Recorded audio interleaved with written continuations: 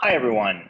I'm Artur, and welcome to Reimagine 2020. Today, I have with me Brian from Kava, one of the main lending and stablecoin platforms not based on Ethereum. So, interested to hear more about the birth story of Kava, where they aspire to be, and also obviously Brian's views on our little DeFi industry. Thanks so much for taking the time, Brian. Yeah, thank you, Artur, for having me here. Maybe we can just kick it off. Do you mind sharing a little bit about kind of like the founding story of Kava, and what is the for us less informed, what is the problem you're solving? Yeah, so the founding story of Kava, at least the founding story of our team, was actually 2 years before, or actually 3 years now. We started a company in the crypto industry, thinking that we were going to solve this issue of interoperable payments. And back in 2016, 2017, it was all about layer one blockchains, what makes them good, what are the trade-offs. A lot of other people were building layer two solutions on top.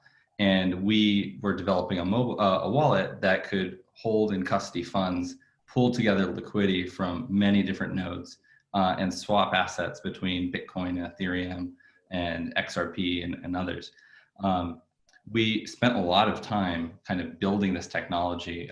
The protocol was called Interledger, and that's still going on. It's actually one of the largest open source payments protocols made for cryptocurrencies, and just any currency overall has been pushed forward a lot by Ripple now.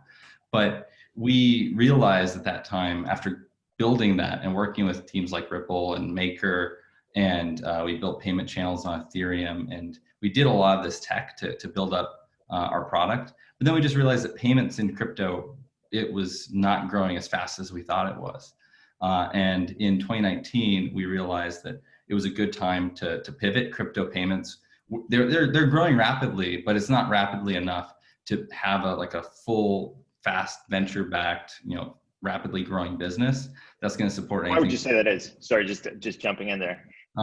Why would you say it's not really it's growing that? Why would you say like the crypto for payments is not actually growing that fast? But I think it's been a slight disappointment for many of us.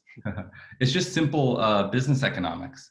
So for any payment provider, if that is your business, you need to take a spread on the fees, and that's 25 bips or 50 bips on a transaction.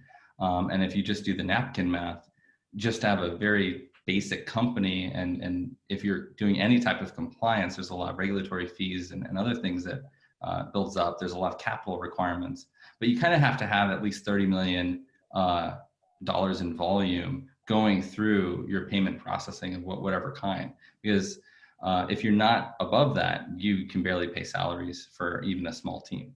So it's just basic kind of business and unit economics of that kind of business.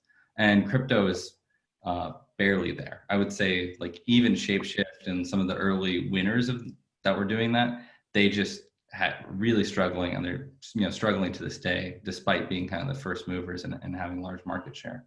So for us, even though we built this really cool technology, we had basically the first blockchain wallet and token swaps available at that time. We decided that payments were growing too slow, but what was actually taking off, and this is 2018, when nothing was really taking off, was lending. So there's Compound and Maker, and that seemed to be the real use case that was sticking in the industry. And we kind of looked under the hood, and we realized, well, it's because people are trading assets. They like holding an asset, speculating on it. Maker is very valuable in that fact, where it allows people to use ETH as collateral to receive a loan, and then they can buy more ETH and get a levered position. Compound similar, people can lend their assets, earn a yield on that, and other people can borrow them for the same purpose that they do on Maker. So for us, we saw at the end of 2018 that this was the direction the industry was moving. So at the start of 2019, we hard pivoted and started building what's the Kava platform today. And what Kava is, we launched as a cross-chain lending platform, offering collateralized loans to anyone who had digital assets, receiving stablecoins as a loan that they could use to spend freely on whatever they want. Usually people lend or they borrow on Kava to, if they say deposit BTC, they'll borrow the stablecoin and buy more BTC with that to get a levered position. Some people never want to sell their crypto, but they need to make payments, or maybe they want to buy a dip. So they'll take out a small loan on their Bitcoin position, and then they can use that amount to do whatever they please with it. Those are kind of the basic use cases of Kava. But after we launched our lending platform in June of this year, we really started expanding, and in the months to come, we're going to show that Kava is actually much more than just like a dApp on Ethereum, where Maker provides a service, Compound does. But how we built Kava from the ground up was actually because we saw a lot of the issues studying layer 1 blockchains, studying layer 2 issues that we just saw coming with Ethereum. And this past March, we saw a lot with kind of congestion on Ethereum, oracles failing, auctions failing, all of that bubbled up. And we were sitting there like, oh, we made some good design decisions because we're not going to have these issues. So anyway, that's a long story short. Where we're kind of going is we have this lending platform. We have a good volume, millions of dollars of the stablecoin USDX building up. And now we're actually expanding what's available on the Kava platform, where we're going to be rolling out a series of apps that look a lot like some of the core pieces of the DeFi ecosystem in Ethereum. But the key difference is once they're on Kava, because we have cross-chain bridges with all these other blockchains, it means that people who hold assets of XRP or BTC or BNB can now get all the sweet stuff that's been going on on ETH for a long time now. That's awesome. So you mentioned that so like cross-chain lending. What coins do you support today? So right now, what people can use is BNB, and it was our very first bridge that we built. And there's been roughly about 1% of all BNB deposited into Kava to date. And wow. On this bridge that we've been building, we've expanded the capabilities for our next release, Kava 4. So Kava 3 was our first lending platform debut. It just featured one asset, BNB. And the reason why we chose BNB instead of others was just because it was the simplest bridge to build. Each blockchain has different requirements, and BNB was just quite simple, and we could work directly with the Binance chain team to get that done. But in Kava 4, we're expanding that to BTC, XRP. We'll have BUSD as one of the stable coins. And actually, truthfully, anything that's available on the Binance chain, we can port over to Kava now as well. So if it's like a wrapped version of Link or anything else, we can pull that in too. So that's happening on October 8th. So just about a month away at this point, our mainnet will launch, featuring a much wider bridge, as well as it'll feature the ability to mint and burn any kind of token on the Kava blockchain. So stablecoin issuers like USDC or Tether, they can mint and burn their assets directly on Kava. And then anyone who wants to build a DeFi application can make a project with a token also on Kava. Wow, it's really, it is, I guess, as you mentioned, kind of like really widening the sort of potential use cases and the reach. So you mentioned that there's going to be BTC support. Is this going to be like a wrapped BTC on Binance chain, or is this native BTC? Yeah, so this BTC will be the wrapped version of BTC on Binance chain. And how we look at things is there's 9,000 BTC today sitting on Binance chain. It's equivalent to the total amount of wrapped BTC. And actually it's been bigger than wrapped BTC, but it gets no coverage on DeFi Pulse or anything else.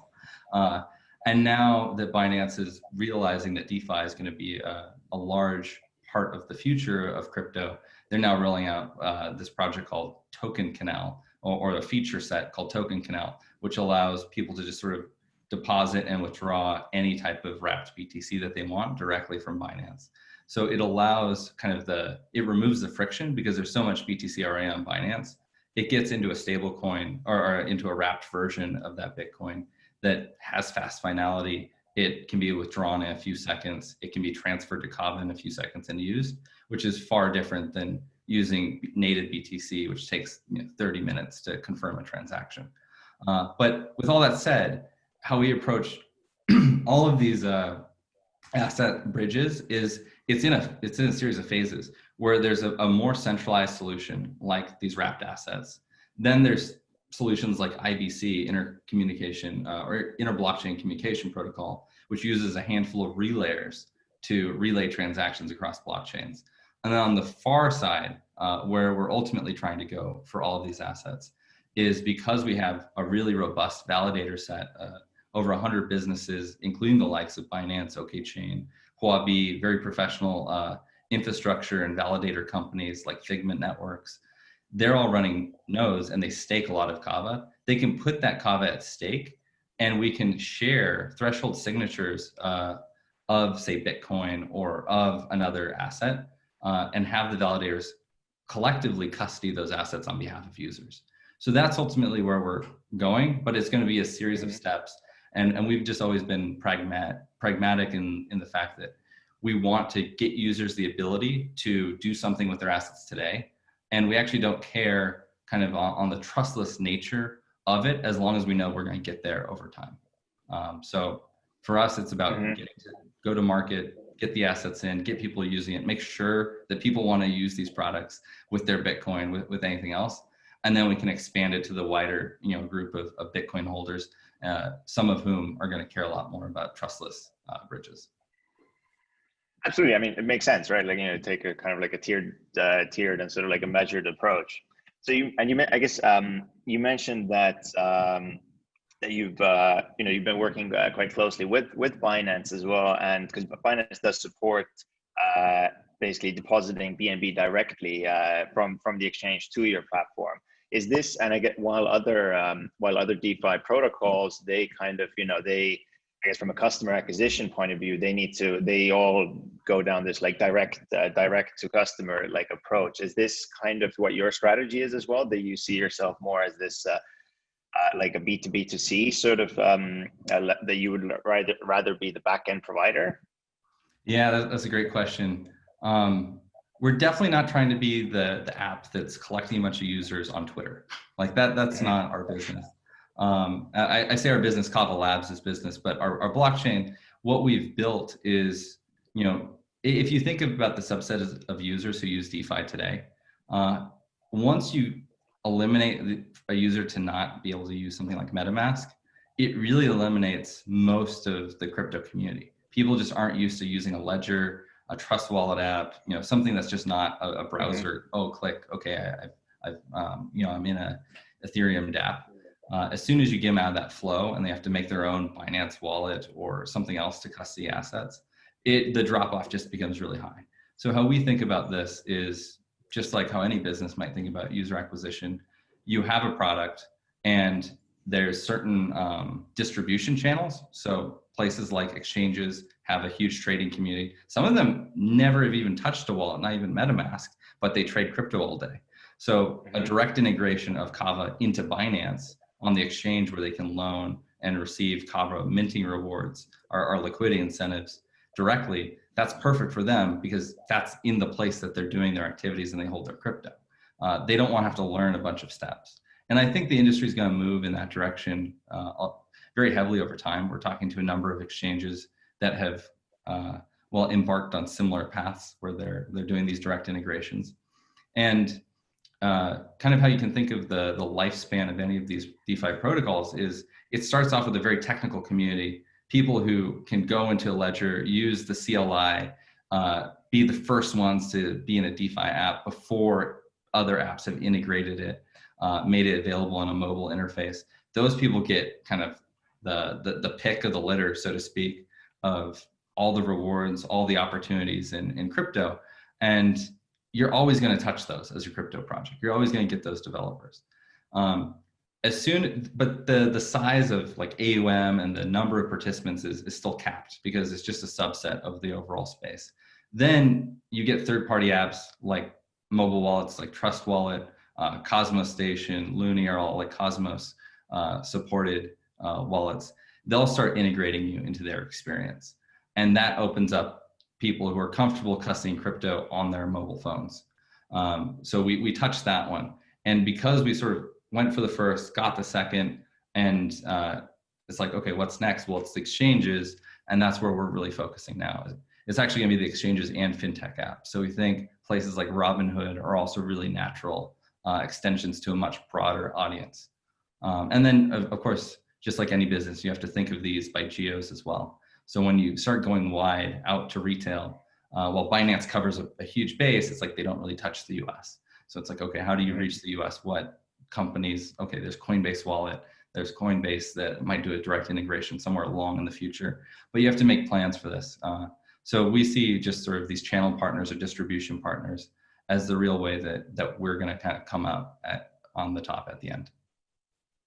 And based on what you're saying, I would guess it does seem that the kind of interest from the has accelerated from the exchanges side themselves, right? Which is it's a bit kind of like I guess, you know, as exchanges as well, they ship, you know, what the customers want, right? And this sort of like I think Binance just like recently kind of branded it as this CDeFi, or like that centralized exchange DeFi.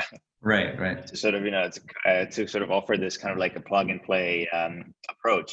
But what is the? I'm actually very interested to understand a bit more. What's the use case, or like what is the? And you mentioned fintech apps. What is the main kind of interest from there? Because obviously, again, you mentioned different types of customers. That there's the very early like engineer users. Then you have the next stage, and obviously, I think like the fintech users are a couple steps, you know, even more sort of, or even less experienced.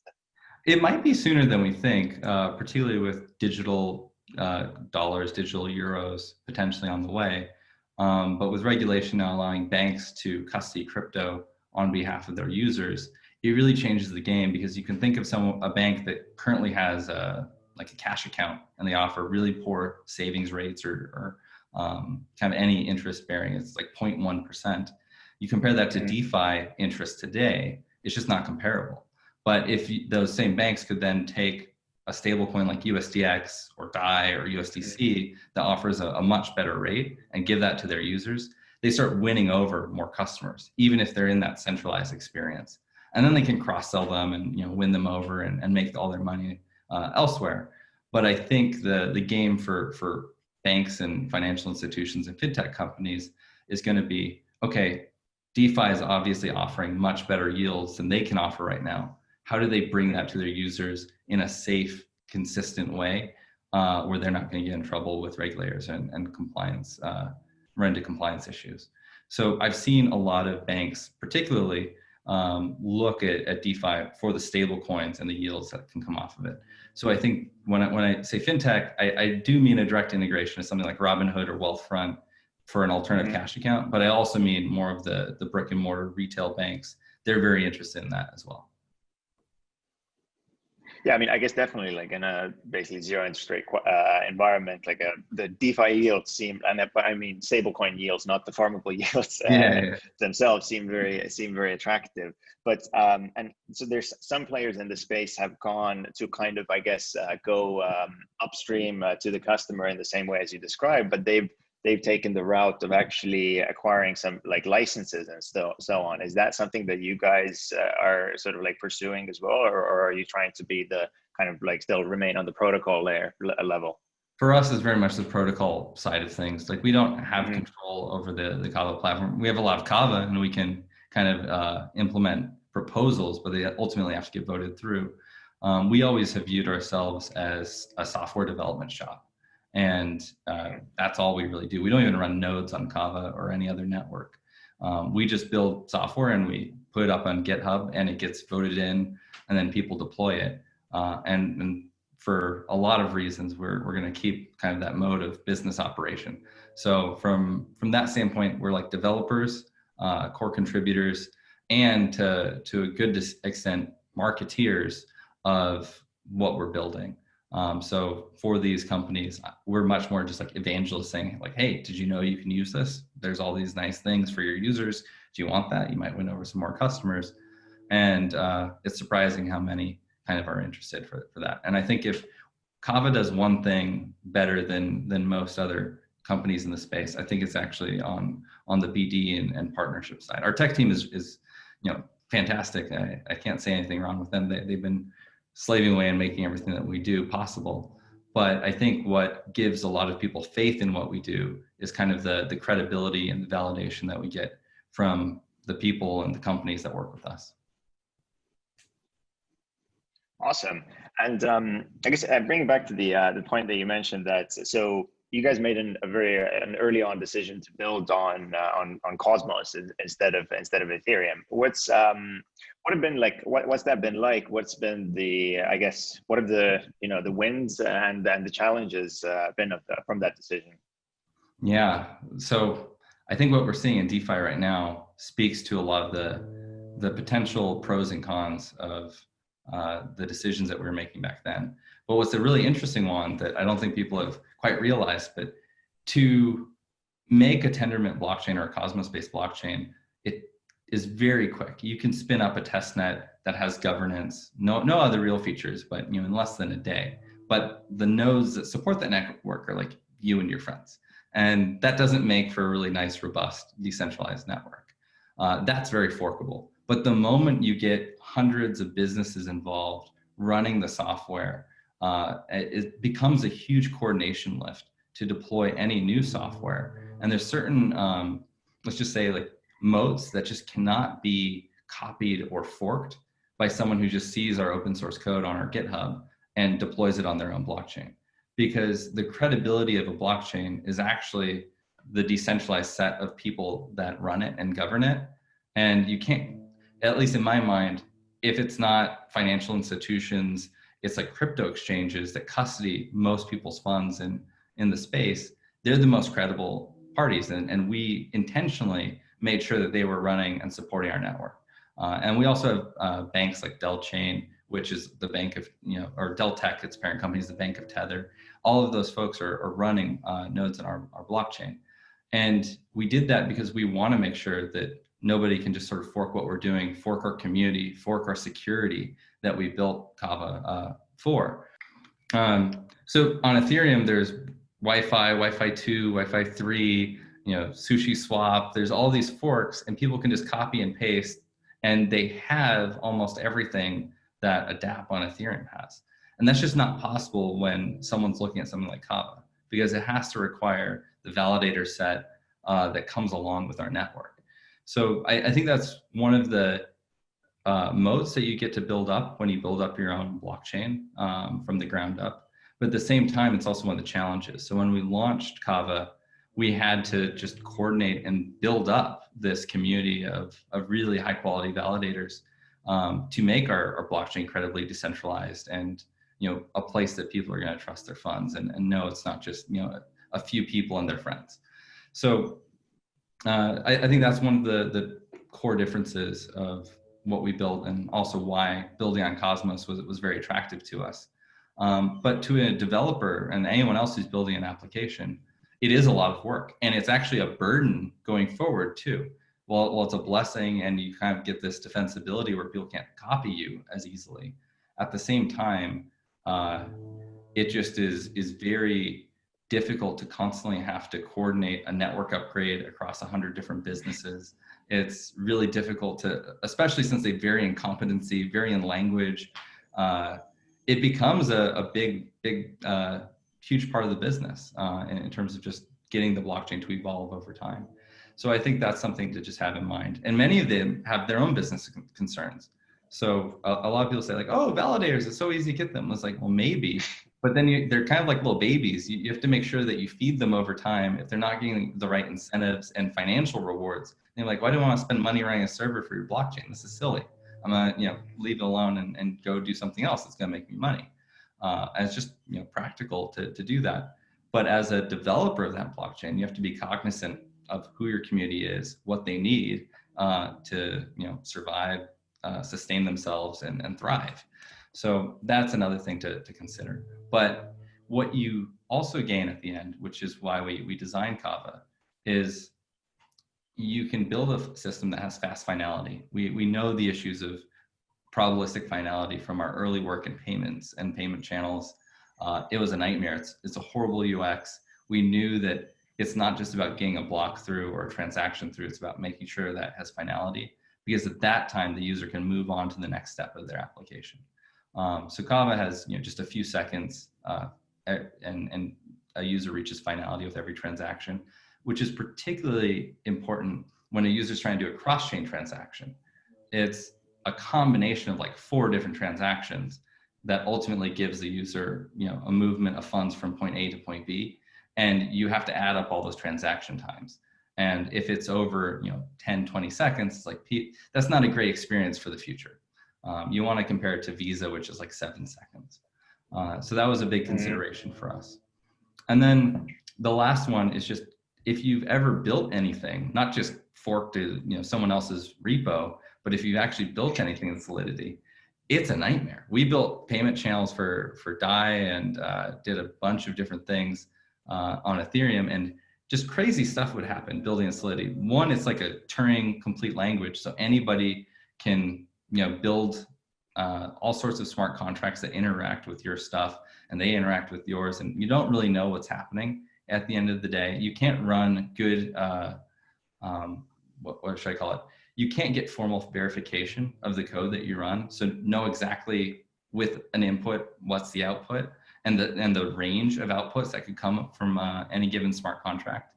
But you can if you have a more specific programming language.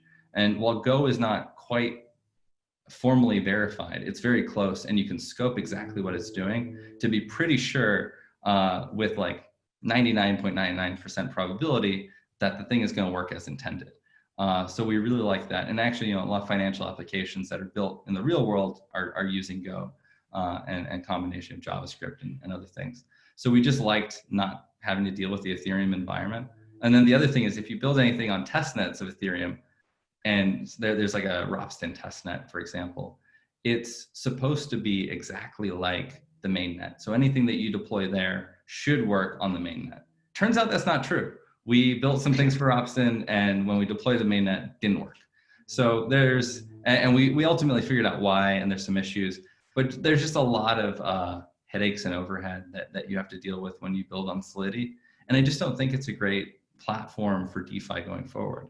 And I think out of all the reasons, the main one that is just really apparent, I think, to most people today is you have a blockchain that has transactions of crypto kitties and a bunch of NFTs and video game items and everything else clogging the network, all while oracles are trying to post prices.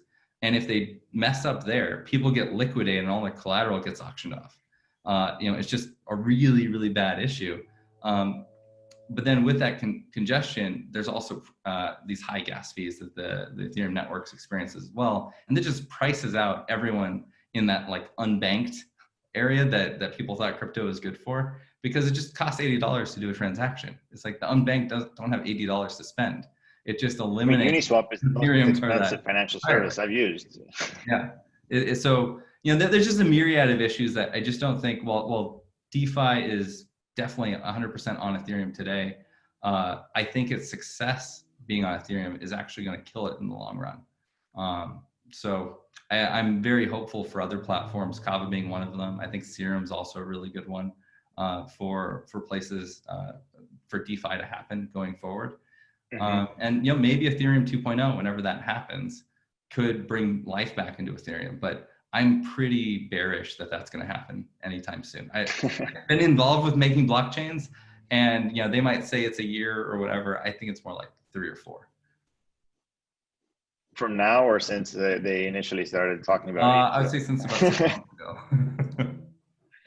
Yeah, I mean, it's a bit of a moving goalpost. But you mentioned about how you guys have approached like building out Kava in terms of like the network itself. So do I understand correctly that you started with building out your pool of your validators, then slowly getting to the essentially like the community or the users? Is that correct? Yeah, so we started with the validators. It was all developer community from there. And then we started working directly with our third-party ecosystem apps, wallets, block explorers, every interface, a lot of developer tools. And then from there, it was like exchange time. It's listing time for the Kava token. We launch our lending app, and then it's about working with these larger enterprise companies or financial institutions from there. So I think one of the things which you mentioned, which is like you mentioned earlier, that like Metamask is it's very easy to use, but obviously Cosmos doesn't have Metamask. How do you guys they don't have, get around the difference is they have an app now. It just launched called Kepler. that allows people that hold Atom and Kava in their browser. The difference though is that MetaMask has millions of users already that are used to using it.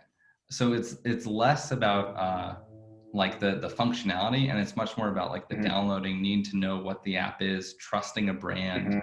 MetaMask is just like really helpful to the Ethereum community because of that. But is it still true though with like every new Cosmos chain does need to be for example, like Kepler does need to be individually integrated, added to it, right? So every blockchain that uses the Cosmos SDK is a standalone blockchain. None of them are interoperable on their own. Each thing has to build from the ground up, its own block explorers. You can kind of copy paste a lot of the code, which is nice, because then you get many teams building on this Cosmos SDK. They can grab things from each other. And that's why it's iterating so fast. And all these new blockchains, even Binance Chain and OKX and KuCoin, they're all building their new dexes using the Cosmos SDK. It's all kind of with that in mind. Everything is a standalone blockchain, and nothing, while it might be easy to get, it doesn't come for free. Got it. Another thing you mentioned, kind of, I guess, a problem for Ethereum is the oracles. How do you guys approach that? So we worked actually with Chainlink we actually looked around and did a lot of, first we thought we could make our own oracles. We thought, that was pretty easy. But then we realized after we looked into it, it's not just about getting some data from an API of an exchange and saying that's the price data.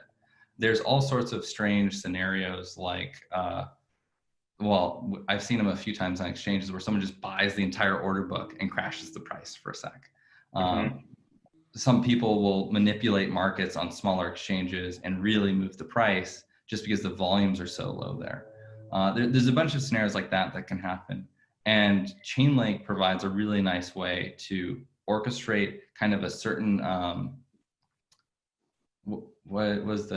certain set of requirements that you have. So like we have a requirement not to scam wick where the price just crashes in a big candle and then goes back up.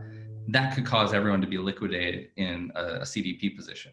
So, we have certain requirements around that.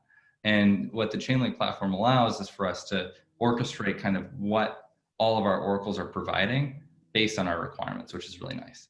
And we also realized that many of our top validators were actually large Chainlink node operators as well. So when we learned that, it made sense for us, since these guys already had a lot of Kava at stake, to say, okay, let's use the Chainlink technology. Let's have, many of these guys run Chainlink nodes on the Kava blockchain. They'll get their prices, and then they'll run, and then they'll post those prices to the price feed module that exists on Kava.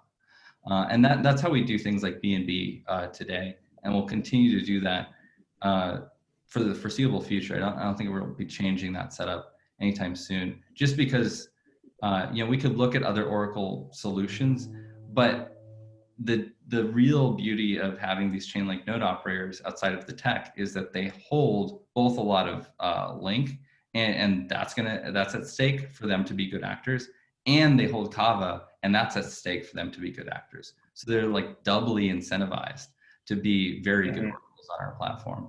And then the other thing, just in terms of oracles, that's worth mentioning is because we have really, really fast blocks, and a nice feature of Kava is our transaction fees are virtually zero. Not because there's not a lot of transactions, but because we're a proof of stake network, our validators who process all the transactions get paid in inflationary block rewards. They don't need to charge high fees to be validators of the blockchain. And even in our stablecoin, it's like you don't need to hold Kava to send it like you need to hold ETH to send DAI. There's no gas fees there. You actually pay a very, very small amount of USDX when you send it, like 0.00001, just so people don't spam the network with transactions. So all that's possible. And what that means is our oracles are posting prices much faster. You can get much more accurate price feeds and just a much healthier DeFi system overall from that.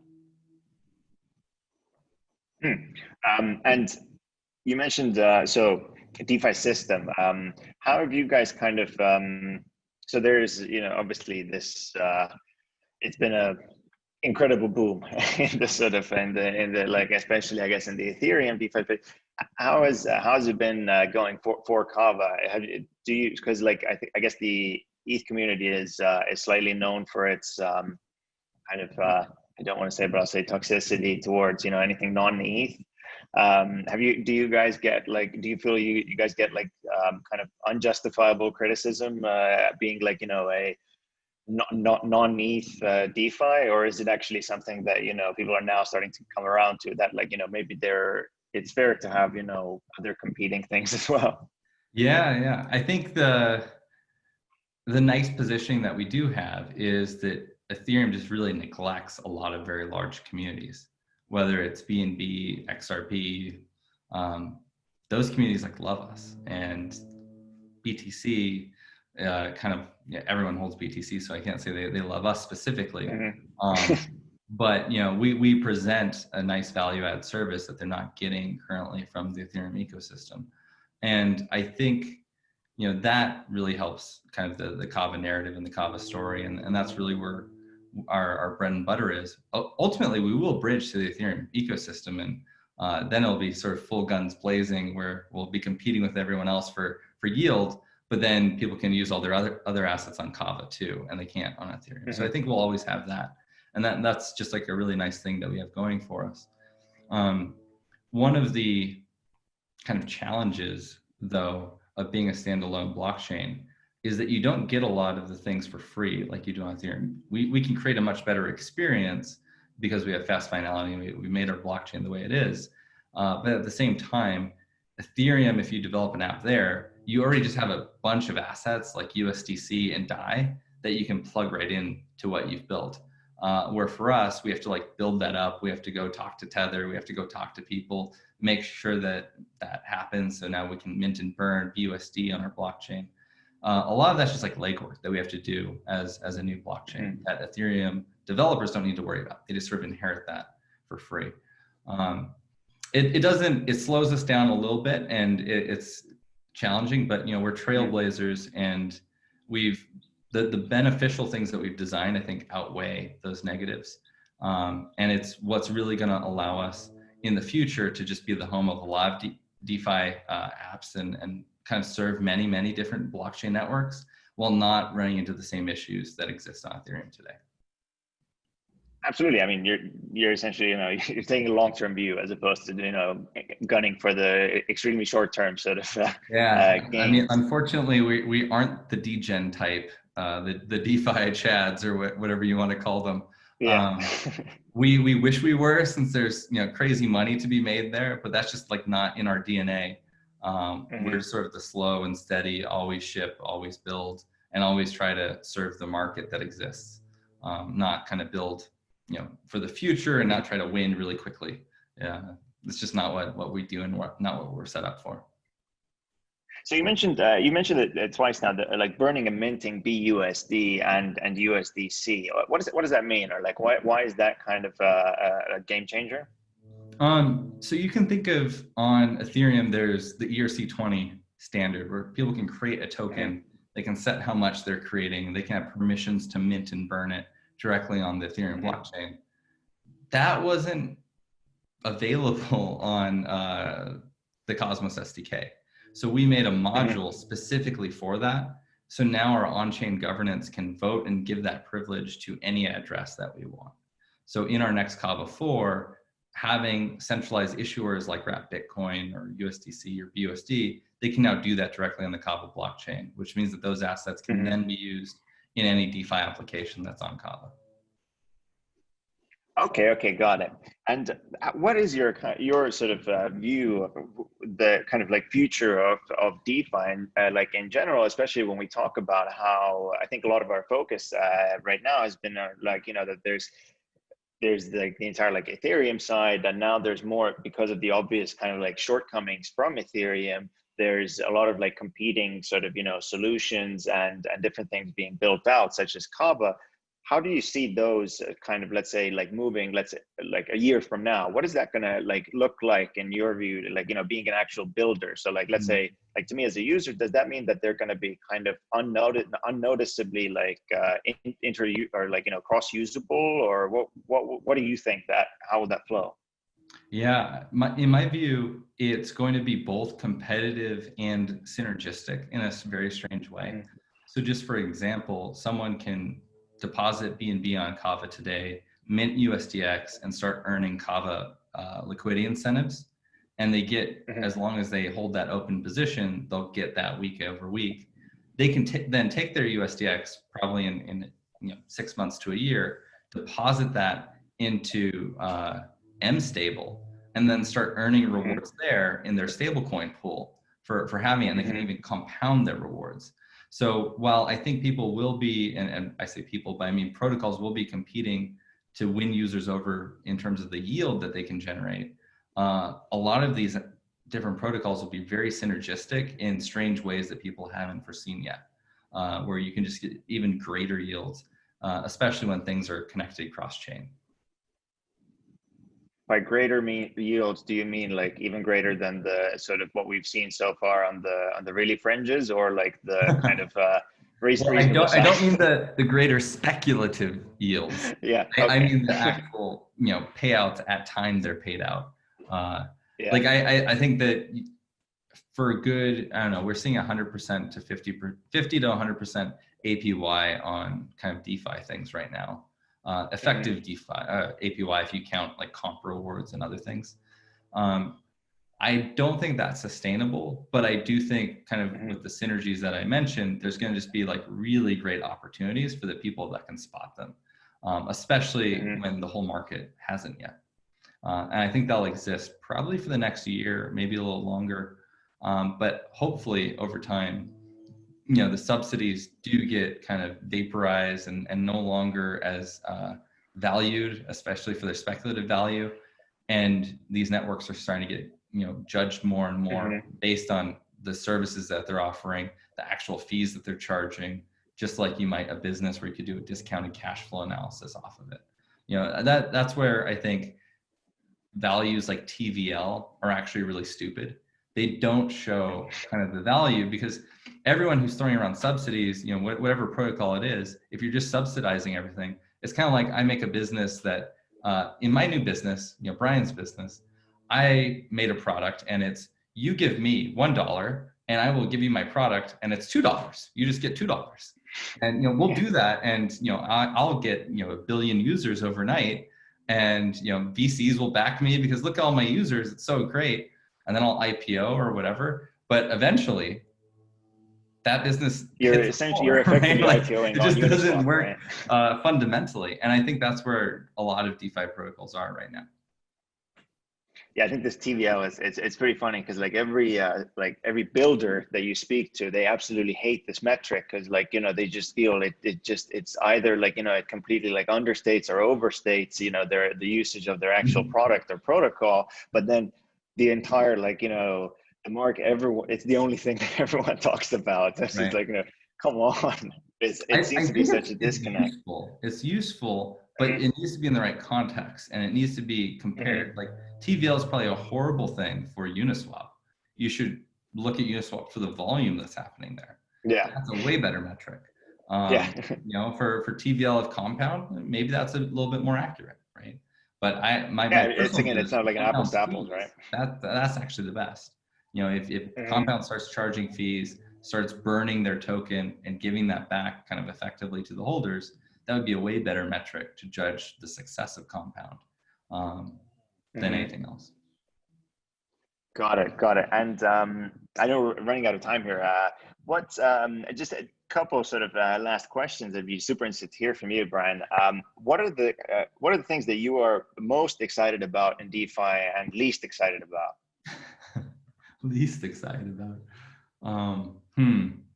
I don't really think a lot about this. I'm most excited about the exchange integrations, as I mentioned, not just for Kava, but for every application that's in the DeFi space, because that really just pours in way more users than we could ever hope for otherwise.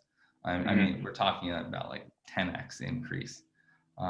And when numbers start coming in like that, I think it also drives the attention from beyond the crypto space. So I'm just very excited to see more and more exchanges do that.